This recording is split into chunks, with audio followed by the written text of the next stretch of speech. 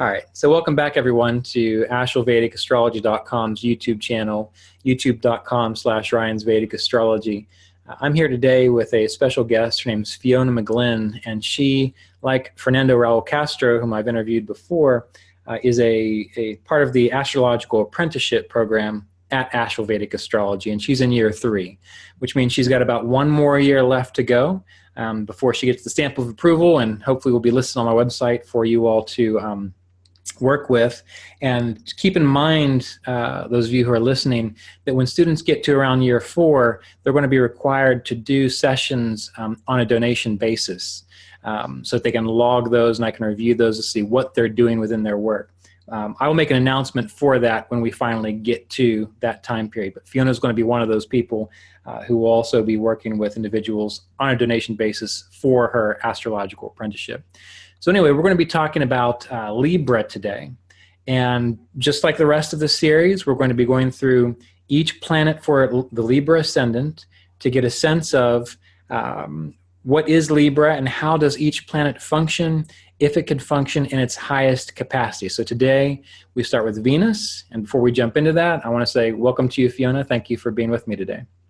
Thank you, Ryan. Thanks for the opportunity. I'm looking forward to it. Yeah. So anyway, we'll just jump right in. So we're going to be talking about Venus for a Libra Ascendant. And as with the rest of the series, the videos before and the videos to come, when we think about the planets for an Ascendant, we always want to be thinking about a few different levels, a few different layers. The first one being, for a Libra Ascendant, what houses does Venus rule? Because that will tell us how is Venus important specifically to that Libra Ascendant. And then we'll go on and consider, okay, well, now that we know that, for Venus, where is it exalted and where is it debilitated? Because that will give us deeper insights into how does Venus function in its highest capacity, or if Venus is having troubles, what's it going to be like? So Fiona, in your studies, I know you've thought about this a lot. Let's just start with the idea of Venus ruling the first house and the 8th house for Libra Ascendant. What kind of ideas come up for you around that? Yeah, thanks, Ryan. Yes, that's right. So Venus rules the 1st house and the 8th house for a Libra Ascendant. And this is a linking together of the life path for a Libra Ascendant with this dynamic and adaptable house of the 8th house. So we're kind of going to expect that someone who's a Libra Ascendant is going to experience perhaps unexpected change in their life path.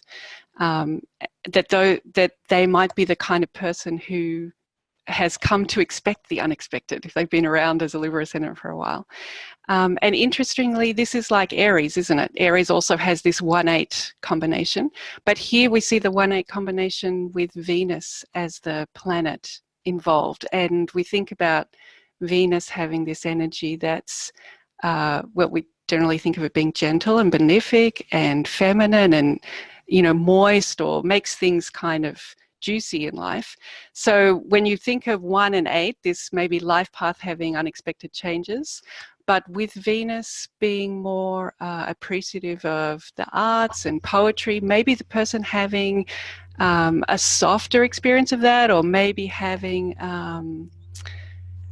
able to see the consolations of their life changes that were perhaps unexpected or not what they had in mind. Right, and that's I'm glad you brought up the fact of Aries being 1 and 8 too, because these two signs are opposite each other. And one of the neat things about that is with Venus, Venus, as you mentioned, deals with making things juicy in life and the arts. It also deals with diplomacy and tact and grace, and it's a benefic planet.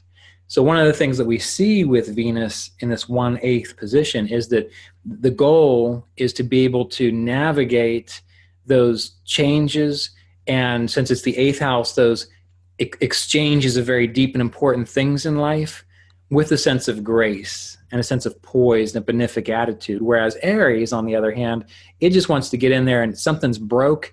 It just wants to put it back together better than it was. It doesn't care if things get hurt. It just wants to fix things. So I think it's good that you brought up that just the reflection of Aries as it relates to a Libra Ascendant.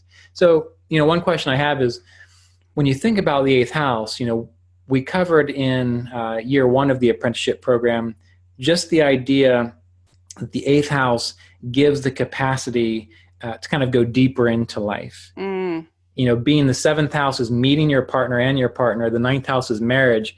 So the eighth house is the ability to kind of roll with the changes and be trusting on this deeper psychological level, right? So when you think about that with Venus, and the fact that Libra is the natural seventh sign of the zodiac, this is one of the reasons I think that Libra is so good at trade, right? Because that's what we hear that said that, Libra is about the scales, balance, and trade. And you kind of have to know the deeper meaning and worth and value of things, right? So when you think about that with the eighth house and Venus, what comes to mind for you there? Well, I think, there's so many things to tap into there, but one of the things you're stimulating me there is this idea that Venus really guides us to make decisions that are good for our long-term well-being, for that longevity, which is the eighth house as well. Yeah, so it's very interesting bringing those things together, isn't it? Mm-hmm. Yeah. And when we move on with this idea of Libra and the fact it rules the first house and the eighth house, and then when we take it to the exaltation and debilitation points, right? So for a Libra, we get Venus exalted in the sixth, and then we get Venus debilitated in the 12th. So it might not seem like it, but I tend to like to kind of end on a positive note.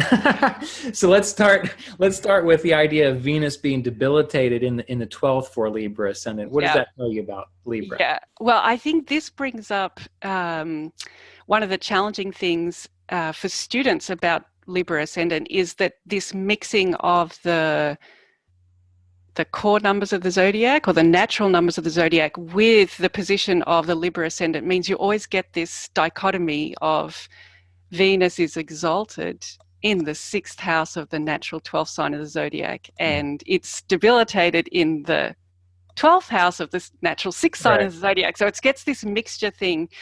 So I'm going to do my best at how I perceive that, and I'm looking forward to your guidance there. Yeah. But what I feel is the risk here for Venus being debilitated in the 12th house is that Venus actually has this role in maintaining life on Earth, right? It's got the whole DNA and the whole transmitting our physical information forward, creating new life.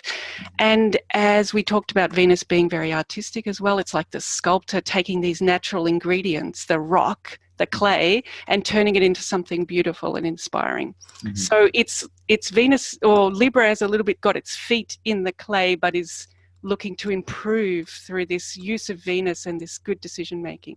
Okay. But the risk in the debilitation is the being drawn back. So the 12th house of escaping, being drawn back into the enjoyment of the material, of overindulging in the material pleasures in life as an escape in the 12th house. So that's a little bit where I would see Venus having a weakness, or maybe operating at its less than optimal, is when it indulges. Yeah, and those are good points, and these are things that I try to get across to people. Especially when we think of Venus, and we think of Venus as being sensuality, and Venus as being sort of overindulgence at times and things of this nature. And people often treat it as though if people have a lot of luxury and if they have a lot of too much of things, that they've got a good Venus. Yeah. But the idea with Venus, we know, is that it's about things that lead to higher fulfillment.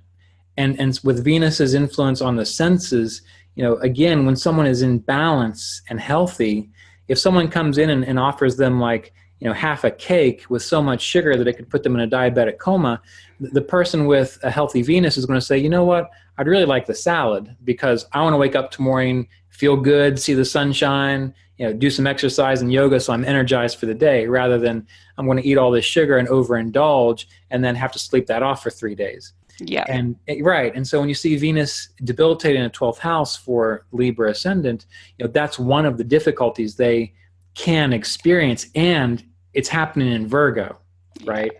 So Virgo is about this idea of purification.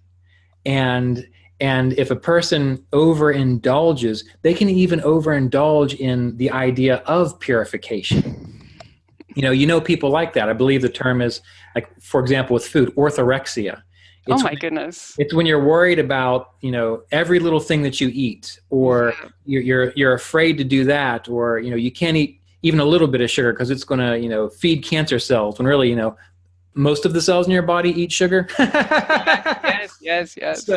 So that's the difficult dynamic that you mentioned in regards to that 6-12 axis, and it's Pisces, the 12th sign of the zodiac, and it's Virgo, the 6th sign of the zodiac. So Libra have to ride the scales, this fine balance between, what is allowing me to be healthy in this world, while letting go of those things which are some kind of neurotic addiction or overindulgence. So I think those are very good points that you brought up. So let's go to Let's try and flip it. Yeah, the exaltation. So exaltation of Venus, 8th Lord and 1st Lord in the 6th house. 6th house, exactly. Yes. So this seems to suggest that Venus is going to respond really well here to having a daily routine, having that sense of regular rhythm. And that's great because the 1 and the 8 is the body. So the body's going to really benefit from having that routine. But I think what's also showing is the 1-8 pattern that we have is naturally unexpected and very changeable. So if we can bring in some of this 6th house sense of order, that could be really very, very good for the body and for that changeable lifestyle. Right. But it also strikes me that because it's happening in Pisces, it's good to have also that daily routine around meditation or some kind of contemplation practice. So bringing in that energy as well. Right. And with the 1 and the 8, I love that you mentioned that's the body. And the reason she said that is because the 1st house, well, it is the body, your physical body, and it is your life path. But the 8th house, it can be like the weakest link within that body, which is why it rules over your vitality, it rules over your longevity. And if you put those things exalted in the 6th house, it shows being able to take care of things in the day-to-day such that you don't have a breakdown or you don't have a collapse of your vitality. Good point.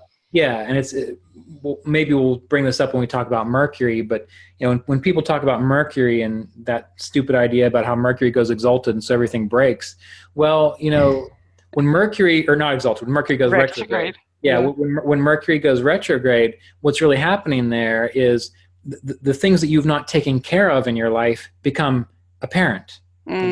It's like you're on the computer and you're trying to print something out, and your printer runs out of ink. So it's Mercury retrograde. Well, no, it means that you were not paying attention to the fact that you were running low on ink, and now you know. So the reason I'm bringing all this together is because with that 6th house understanding, it's taking care of the small things such that the big things don't get out of control. And that's why Libras are so good at managing and keeping people really feeling good about their life. And that's why when it comes to trade, the true tradesman will want you to have things that are actually going to support you. They don't just want to take your money. So it's as though that whole mentality becomes a service-oriented kind of mentality, where they want you to benefit and thrive while they also benefit and thrive. It's a fair exchange there, right? Yeah. And then one other thing about that is that in that 6th house, oftentimes people who are Libra ascendants or have a prominent, strong Venus, they do really well at taking care of other people. Not like Mars, because if you go way back to the beginning of this series, when we looked at how Mars functions for, say, an Aries ascendant, exactly. Mars makes a good EMT, emergency medical technician, where you've been in a wreck and your arm's hanging off, and they come in and they stitch you back together so you don't die. That's Mars 1 and 8. Yeah. What Venus does 1 and 8 is you're in the hospital, or you're somewhere else, or you're even on vacation. That's why, like, stewardesses and hotel staff and nurses, they can anticipate what your daily needs are such that you are as comfortable as you need to be. So with a Libra ascendant having that Venus exalted, 8th and first lord exalted, it gives those kinds of skills. It gives those kinds of abilities. So with a Libra ascendant, by developing those, you tend to work with your ascendant lord and Venus very well. So, before we conclude with this, does this bring up any thoughts for you or any ideas related to Venus and Libra? Other ideas? No, I mean, I'm just glad you brought in that service thing, because I think that that's part of that 6th house energy, isn't it? Right. Yeah, so that's stimulating ideas for me that you've already picked up on. Yeah. Right. Okay. Yeah. All right. Well, good. So we'll just go ahead and wrap up this particular talk on Venus for a Libra ascendant. There's so many of these, it's hard to keep them straight in my head. But what we'll do is we'll pick up next time with Mars for a Libra ascendant. Sound good? Sounds good. Looking forward to it. Okay, great.